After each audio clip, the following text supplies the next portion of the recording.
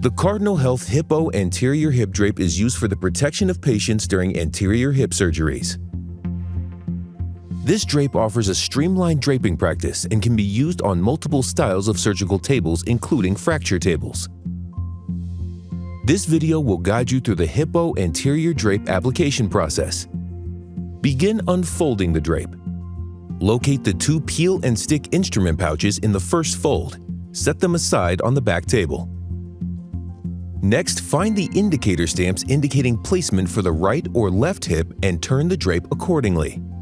Remove the adhesive liner and place the fenestration over the surgical site.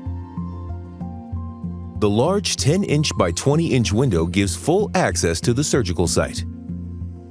Now, unfold the bottom portion of the drape over the foot controls.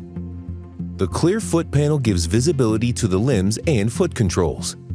Unfold the top of the drape and attach it to the anesthesia poles. This screen allows visibility to anesthesia during the procedure. Now apply the incise drape.